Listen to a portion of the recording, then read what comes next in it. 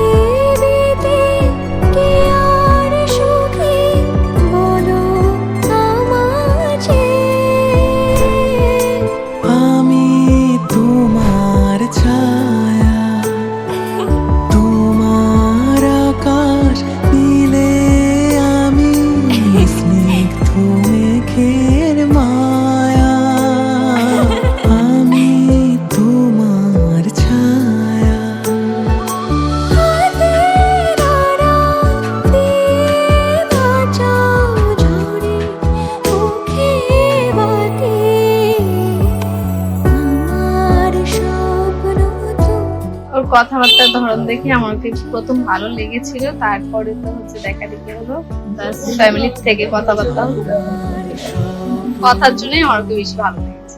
এই যখন প্রথম ওকে দেখতে যাই আমার বড় বৌদির সাথে, তখন প্রথমে গিয়ে যখন ও আসে, যখন ওকে ফার্স্ট আমি ফেস টু ফেস দেখি, তখন ওর হাসি, ওর চুল আর ওর মুখ গঠন, বিশেষ করে ওর হাসিটা, সেটা দেখে আমি তখনই বৌদিকে বলি যে আমি ওকে পছন্দ করলাম। তুমি ছেড়ো না পথে, যদি আধার আসে নেমে, গ্রহণ যত করো আমায় ততই বাঁধো প্রেমে। তুমি ছেড়ো না হাত পথে, যদি আধার আসে নেমে, গ্রহণ যত করো আমায় ততই বাঁধো প্রেমে, পাশে আমার থাকো, জীবনটাকে শান্তি দিয়ে সবুজ করে রাখো। পাশে আমার ফোনেই এক ফার্স্ট কথা হয়েছিল প্রচুর, তখনই বুঝতে পারলাম ওর কি ইন্টারেস্ট, বা ও বুঝতে পারলো আমার কি interest। আর মদন বাড়িতে গিয়ে নিয়ে আমাকে প্রথমে একটা কথা বলছিলাম, আমি বেশ এটা ভালো ছিল না। ও বলছে আমার চলবে, কারণ আমি জানি আমি খুব রাগি আর কি।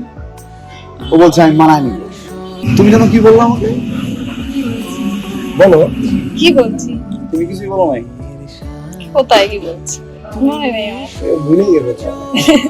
তারপরে আবার চিলাপাতা ফরেস্টে গেছিলাম বন্ধুদের সাথে। হ্যাঁ, কেয়ারিং আমি তো কোনো কেয়ারই করি না, মাঝে সাঝে মনে হয় যে খাইছে কিনা, আর সবসময় ওই আমার কেয়ারটা করে, কারণ আমি ওষুধ ঠিকঠাক খাইলাম কিনা, কখন কাজে গেলাম, ভাত খাইছি কিনা।